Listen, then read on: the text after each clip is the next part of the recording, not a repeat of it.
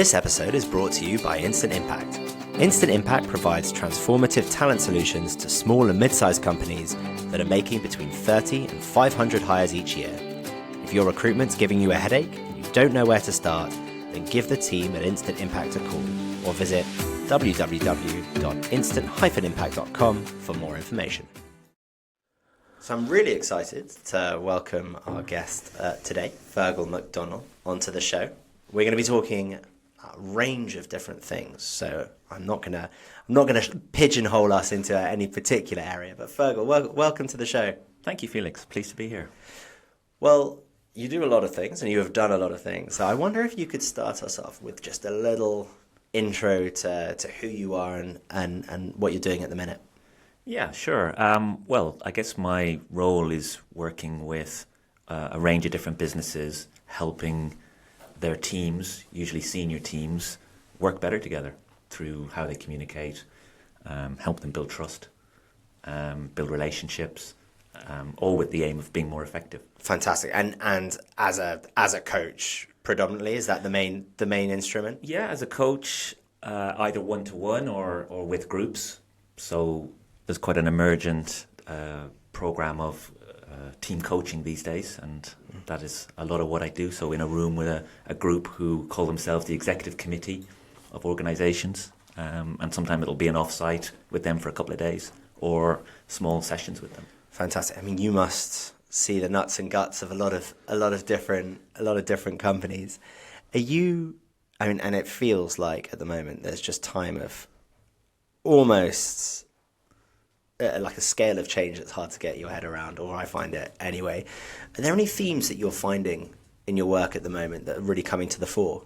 Yeah, I think the main theme, and I'm not sure how new it is, it's probably always existed, is that of trust amongst people. And that is the cornerstone of relationships and good working, so quite an important one. I think it's probably exasperated in certain environments or when things are tough. The fact that it's not there becomes more of an issue. But that's probably one of the biggest things. It's funny how much trust and transparency comes up in this series. It feels like one of the... Well, first of all, it feels like we're in a crisis. To me, it feels like we're in a crisis of trust, whether that's in your business leaders or whether it's in your politicians. But it also just feels so underappreciated or under-recognized in the business world. So I wonder, how have you seen in your career where are we now when it comes to trust, and how has that evolved? My instinct in answering that is I'm not sure where it is versus where it was, because I think it exists, or the lack of it exists in humans anyway as a standing point, and it needs to be created. It needs to be built, particularly in teams that have to work together or are required to work together. And the reason why I say that is because my experience is that as humans, we operate a lot at a surface level with each other. Some people might call that your ego, which is actually quite unconscious behaviours in the way that we deal with each other. And I would say in a working environment, certainly my experience is that at a lot of the time, people can get away with just that surface level interaction. Some people might call it staying in lane, just doing what's required of me, showing up to meetings and presenting and reporting on what I've achieved and what's... The challenge then is when companies want something more from a group of people. They want to change performance, they want to grow, they want to change. And then that requires deeper relationships, which requires trust. So are there some instances where those, you can survive perfectly well with those surface relationships? Definitely, and I would say a lot of times teams are surviving without those relationships because there will be conversations that are not being had. There won't be confrontation because certainly some of us see that as a bad thing. Some of us like it and may even engineer it. I would say that definitely there will be groups of individuals who will survive through and will build relationships, because trust is something we as humans seek. We seek relationships. So if we're in a team, I and you, for example, might form more of a relationship than I might with someone else in the team. So you'll often see in a team of people or a group of people certain pockets. Some people might call them cliques or whatever, that people just naturally build relationships and build trust. And got to bring it back to whenever talking about the trust. I assume as a trust expert, you're also watching the documentary The Traitors. I try not to. Oh, I want to switch off in the evenings. Yeah, well, I was going to. If there's ever a mini study on just, I suppose, humans' propensity to trust, maybe even when you shouldn't, it is fascinating. Is there such thing as compartmentalized trust, in that you can, I don't know, trust someone to do a good job, or trust someone not to stab you in the back in a professional environment, but you wouldn't leave them with your kids over the weekend? Yeah, absolutely. Well, an easy example is you might trust somebody to do a good job. You might trust someone's capability. But again, you might not trust them to have your back in a difficult situation, because your view of them is that they're ambitious at all costs. So, and the challenge to that is that sometimes we put all trust in one bag. You know, I either trust you or I don't trust you, whereas actually, you're right, it's got a lot more nuances to that.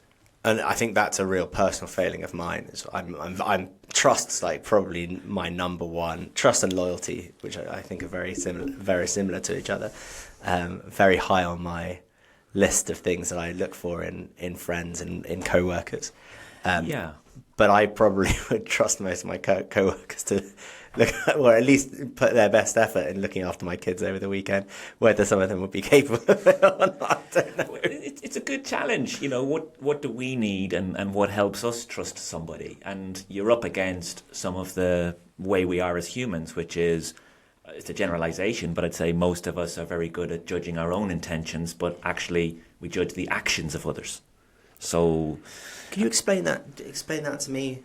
Yeah, sure. So, and one of the things I help individuals and groups with is that thought about intention. So you see a behavior like the tip of an iceberg, you see what's in front of you, but what's actually going on, what's really going on behind that person?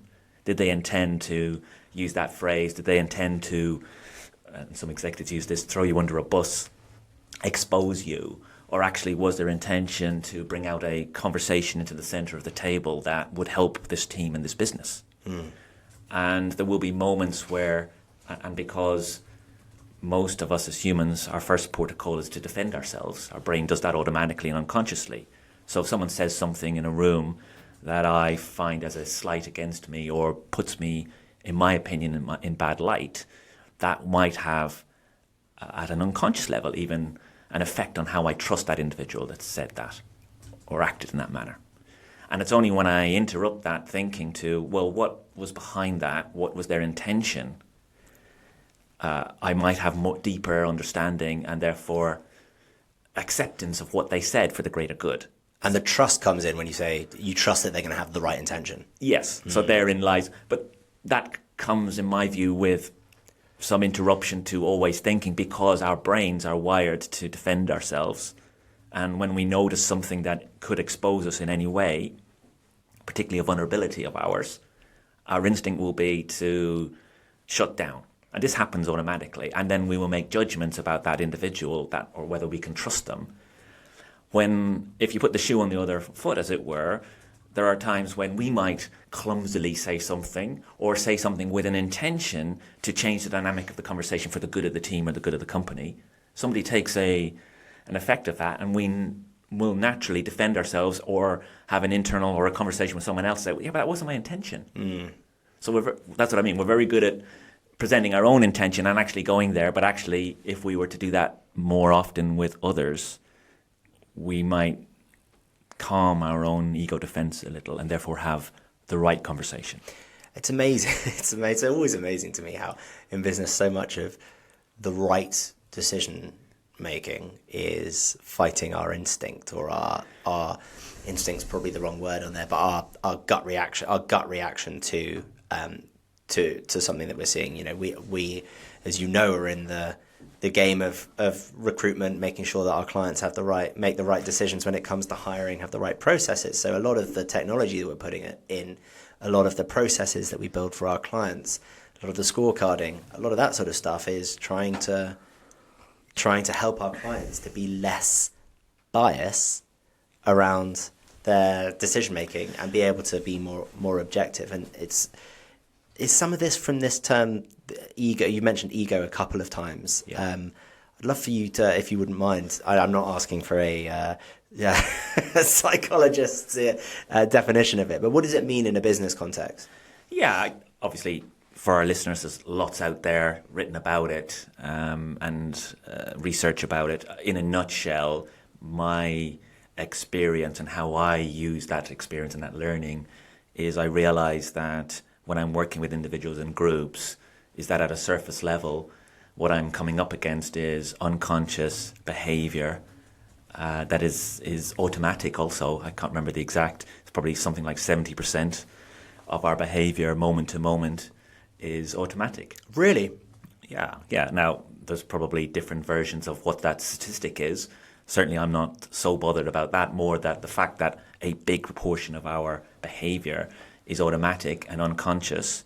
And then when you realize, again, there's certain levels of science to this, that some of that decision making was made in our earlier lives, and then that forms our defenses or our automatic analysis of situations. In other words, what might be safe or dangerous in a situation for us. Now, in reality, when you rethink this, and this is where coaches come in handy with senior people, and they reflect on a circumstance, was it really dangerous? No, not really.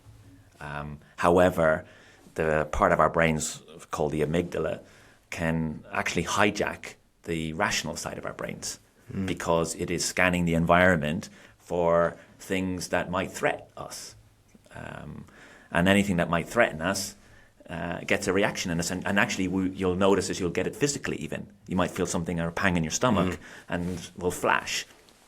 Immediately our brains interpret that. And the amygdala hijack can flood our brains with chemicals that, again, I've seen statements saying it can take 7 to 10 seconds for those to abate. So when something happens that you may perceive as a threat in a meeting and a professional, and you may have loads of experience and you may be of a certain age, it doesn't matter. This is what's happening. And without interruption, that can shape your reaction to a situation. So you mentioned interruption a couple of times. I'm really keen to come on to that term. Before we do, though, it's interesting because I'm thinking about the way that my business works. Obviously, it's basically the only frame of reference I have. But have seen a couple of times where people, particularly when they're coming from larger corporates, join us. Mm-hmm.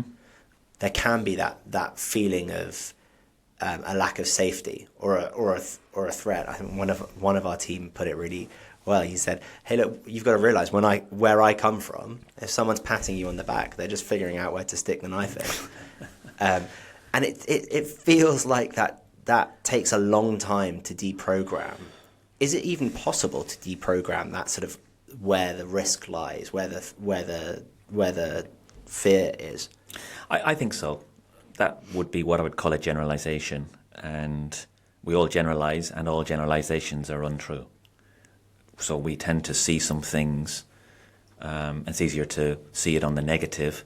Those things are the things that create a mindset or a view or a bias, like some glasses that we might be wearing with a certain shade. Then everything we look at starts to be that color, for example. So whatever it is you have in your mind. So if you have a belief that people are not to be trusted, then you will automatically pick up evidence to back that up as a mindset. Whereas my belief is, I'm an optimist. I believe that people are generally good, and some of their behavior is as a defense. And so when that's in my mind as a coach or facilitator, I don't get hooked myself by that behavior, and I wonder what's going on behind it for that individual. And when you start to interact with people at that level, this imaginary ego I talk about, and I imagine this kind of balloon that people have between you and them, and when they're in a defensive mode, or they're anxious or scared or whatever would be, that balloon inflates to protect them, which then gets in the way of a honest, open conversation. And you might recognize this with some people. You think, we're having a conversation, but it doesn't feel real. It doesn't feel like it's on the level. It feels quite distant or processed. And I think that goes on quite a bit.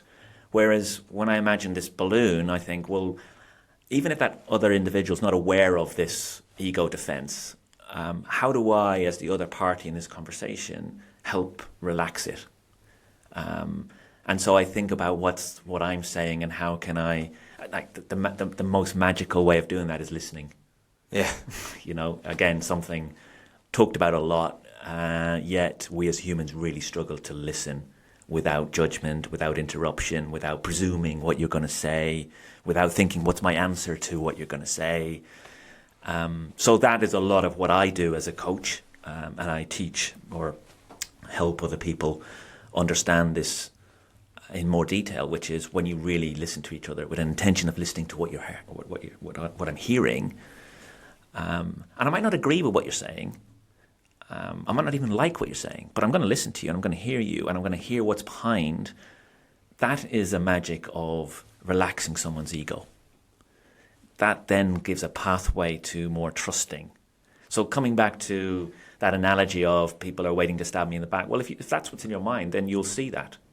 Yeah, because you will presume that certain actions. Whereas if you presume that people are just trying to get through their day, do a good job, they don't want to look like an idiot, they don't want to be seen, nobody wants to be made wrong.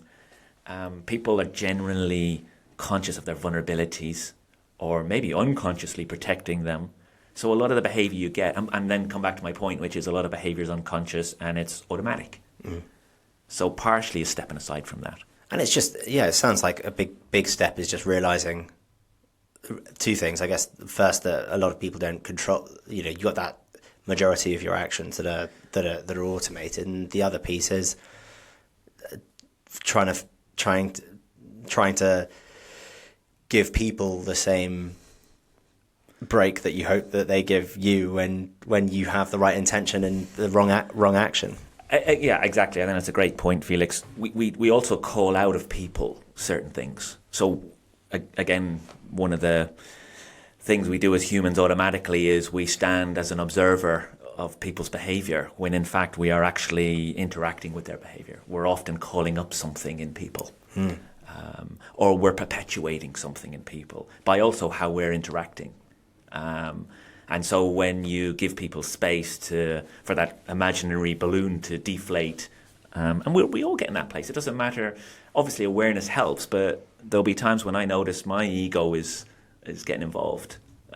It's getting in the way. But when we give each other space and understanding and a bit of kindness, then people relax. Yeah. And that gives way then to what I call with teams our core. So the core is further down. It's our purpose, it's our who we are. It's the part of us that has an intention. So, as a parent, what kind of parent do we want to be versus, how do we actually behave? And it's the same as leaders. I do a lot of work with teams around that purpose side. What are we trying to achieve? And actually, let's pare this right back to this time that we are spending together in our lives. So, without getting too philosophical, even bring it there, you see people relax from their positions that they have with each other. And Fergal, I really want to get to this. I really want to get to this interruptions piece, but we're on a run here, so I'll keep it at the back of my head, and it won't get in the way of me actively listening. I promise to our conversation. But when you get a group where people are, I don't know, this almost sounds like a dodgy thing to say, but when people are exposing their core, is that the right? It's more of a journey to core. Okay. And there's a route to get there. So what happens when you've got a group of people who are at their core? What's the benefit? Well, the route they've gone through, hopefully to get there, and there's no time limit on this, is sharing as much as they can of their vulnerability with each other. And when a group does that, they get to a place of core, which means that they have a different understanding of each other and a different appreciation, a different acceptance. And this is as much about ourselves as the other people we're working with. And that, to me, brings about a platform for people to have more challenging conversations with each other. So for some teams, that can take 12 months of some offsites together, and there's a bit of a journey. But when they get to core, you can actually feel it in the room. And it's not a place that people stay in, that there's no perfection. In my view, all groups of people have dysfunction. And the ambition is not to get rid of all the dysfunction. The ambition is a bit like with your really good friends. You're not so on to everything they say to you. Yeah. Because you've got a core relationship of trust that, you know what, we've got something. And when you see that in a team, it's really powerful. And it's I guess, with very close friends, it's interesting you bring that back to that, because it really made something click in my head. With very close friends, you're never really having a conversation where you're saying, well, we won't be friends next week if this goes wrong. Exactly. Which means you can push way harder. Yes, that's it. So when leaders come to me asking for my help, that's what it's about. We want to push ourselves harder. So how does that work in a company environment where you can be as vulnerable as you want, but if things aren't going well, people's jobs will be at risk? Because presumably you don't say to the CEO of the organization that you're joining, these people in a room, I need you to guarantee that they're going to keep their job for 5 years. No, and I'm not sure that's going to be useful. There's nothing guaranteed in life, so why do people expect it in a workplace? I think leaders who go down the path of firing people when things are going wrong create an environment of mistrust, antitrust. Because if people are worried about their job, are they going to do their best? Now, you could say, well, in sports, you're either going to be in the first team or you're not, depending on your performance. So this is not black and white, and there needs to be a bit of an edge to it. But it also, if I look at sport, there's also a trust amongst people that we're in it for our result together. So I would encourage leaders, and I do, to go down the route of more about behaviour, how people are behaving, because performance is usually quite a short-lived statistic, hopefully, or review. Now, obviously, if that's ongoing, you have to take a view on people's capability. But again, there's a kind way of doing that. It shouldn't be through a threat, in my view. Well, and also when people aren't performing, they tend to not be enjoying their job, in my experience. Yeah, and then, so for leaders, the question is, have I done everything in my power for that person to perform well? Do they know what's expected of them? Again, very simple question. Not sure that's always asked or explored. So, yeah, I think it is about the trusting environment. That doesn't mean everyone has a job for life. I don't think that's healthy either. So everyone's at core. They're working together. They can push the limit further. They can give each other feedback. It feels to me like we've presupposed something here. I just want to check that I'm right on it, that there needs to be a really clear direction that everyone's heading together for this to be useful. Yeah, usually it's part of the journey, which is, what's the vision? What are we trying to achieve? That's sometimes start of the journey. Why is there a dissatisfaction with the status quo? So the survival style, maybe, of how we're interacting with each other, getting the job done. So an analogy I use with teams is the good to great. So things are good now. Do we want to get to great? I've never had a team say no. So part of that journey is, how do we build a trusting relationship so that we can have the tough conversations? And I don't think it's a place you remain. You've got to keep working at it, because most teams people move in and out of. How do you integrate people? How do you include people as well? So the idea of being a core means we can go through some of the tough stuff together, like you would with your friends. But actually, it's not really about being friends with everybody. It's about having that respect and acceptance. Within an organisation, and we may not have time to go into this in detail, but now the ExCo is a relatively straightforward team. You've probably got the team, operations co that sits underneath that. How many high-performing teams do you need to have who are at core? Is there a point, just as there are too many standing meetings, where having too many teams is detrimental rather than a helpful thing? I'm not sure it's about how many teams. I think it's more for me about an ambition and a purpose and a vision, which is we want all our teams to go on a journey, and it does take a bit of a journey because it's maybe not a natural place. It can happen naturally, but the ambition, I think, is to be as high performing a team as you can be. Otherwise, it's not really a team. And so I would usually, if I'm working with an exco, I would encourage them to take some of the principles and their own learning and their own vulnerabilities and share that with their teams and be the change they want to see. So think about what is their ambition, what's their vision, what are the things they're doing, either unintentionally or otherwise. What are what's the culture of the business? What are they expecting of people versus that vision?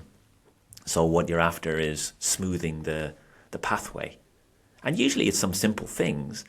But one of the things I learned early in my career and still stays with me is that simplicity is the other side of complexity. Oh, I love that. Yeah, it's something that really caught me when I heard it first, because actually the work to get to simplicity, because what I find is that with a team that works effectively, they get to more of a place of simplicity. So they're not using up time and energy on who said this and well, how am I feeling, and wonder what they're doing, and slight manipulations of each other and letting the dysfunction grow. What they're doing is they're keeping the dysfunction to a minimum. They have a process or an openness so that if you and I have a misunderstanding, you and I can have a conversation. And we both know that our intention is likely to be for the good of both of us. That's a good way. So it's not about getting rid of the dysfunction, it's how you deal with it. And that's, if you can get some of that into teams, and again, there's no perfection because things are changing all the time. But there's definitely a simplicity because there's something in us that wants this. We want to be part of something that's going somewhere effective. I think there's also what happens, at least in my observation, is that we as humans give up a bit of this. We tell ourselves this is how work is. We tell ourselves this is how it is. We even give up on being listened to. But therein lies the power of leadership, because when a leader actually sits down and listens, and I mean really listens, it's absolutely powerful. It blows people away. It's not a long process. So a lot of this is about what are the kind of nuances, and there's a journey. I don't think it's always about loads of hard work. It's actually about taking stuff away. What's the priorities? What matters to me, and this is a core question. Who am I as a leader? What's it like to be around me? And leadership is not a position. It's a way we manage ourselves, in my view. So what's it like to be around me is a question I would encourage everyone to ask. That's really interesting. I don't think I've ever asked myself that question. I'll figure it out later. I'll let you might need a bit of reflection. I'll let you know. We'll do an update episode on this. As you know, the audience of We Need to Talk About HR is unbelievably HR professionals. I think one of the things that I see a lot, it's a big theme in the topics that we have over here, is the function's changed, higher expectations, but often that's not reflected in the leadership roles that the HR leaders have within the organization, right? So they're still seen as the leader of a supporting function. They are not engaged at the, setting the strategy. I know this is very broad brush. Obviously, a lot of them are, but a lot of the audience who sort of write in with questions and things like that, they're saying, how can I reinvent myself internally as a strategic leader, as a commercial leader? How can I take that step up to the boardroom or the exco room? You've spoken a lot about how to run the exco, how to run the party. How do you get invited to the party? How do you what advice would you have for those leaders who want to reposition how they're seen in the organization? Yeah, it's a good question. I can only talk from experience of what I've seen. I think asking ourselves the question, what are we about? Because if a lot of our behaviour is automatic and unconscious, then being clear about what your own values guides you in situations. So mine are be useful and be relevant.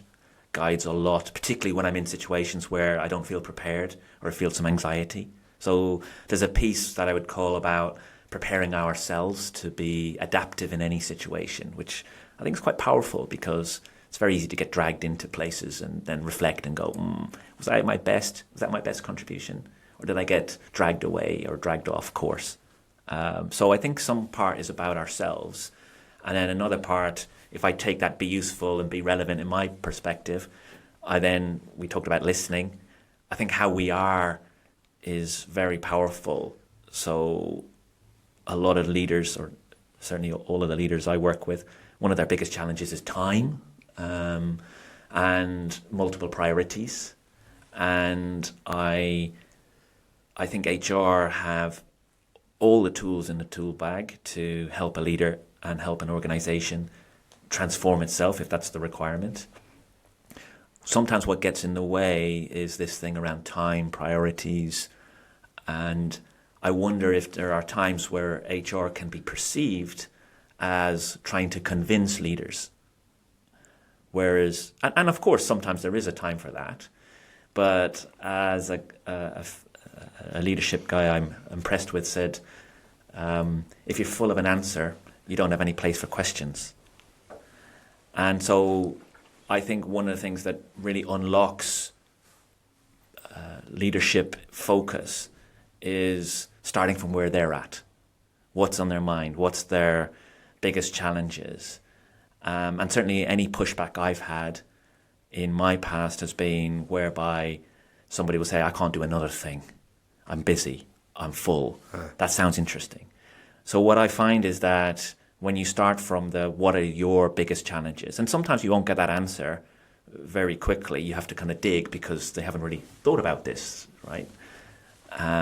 But what's the pieces that would really unlock performance, for example? And I think then when we attach HR, the really great tools that we have as an HR function to that, I think that's where people see the value overnight. I mean, immediately. Because, take talent management, for example. There's some amazing processes on that. In management boards, do they still have actual real successors? I would say probably not. So there's some missing conversations between fantastic tools and processes and talent reviews does a CEO actually have a successor?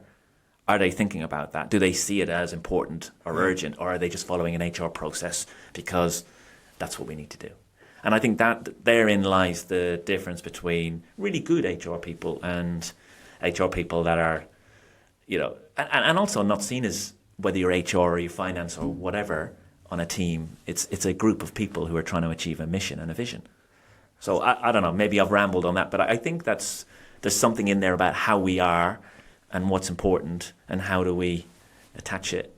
You brought up some really interesting concepts, and to your point around listening, I hope I've listened to extract the value for me out of it. I felt that, so I think the big piece around asking questions to make sure that you're doing the work that's adding values to the organisation as a whole, I think is absolutely critical. I think there was another piece that you put in there, which was repositioning the work that you're doing and the time that you have. I think there's something extraordinarily powerful in the work that you say yes to and the work that you don't. And we all have the same, give or take a couple of hours here or there, we've all got the same 7 to 8 hours, 9 hours in a day. And I find this because I've been through a bit of a career transition myself over the last 18 months, where my focus has shifted, having brought someone in to look at the revenue side of the business, which is what I was looking at. One of the things I found really helpful was color coding what bits of my calendar were new job versus old job. And I feel like that, the really simple tooling that you were talking about before, it just gave me at the beginning of a week, am I doing my new job or am I doing the job that I need to be moving away from? And I feel like that's just a really simple way of, to your point around, I don't have enough time. Well, you do if you stop doing some of the things that you're doing at the moment. Agreed.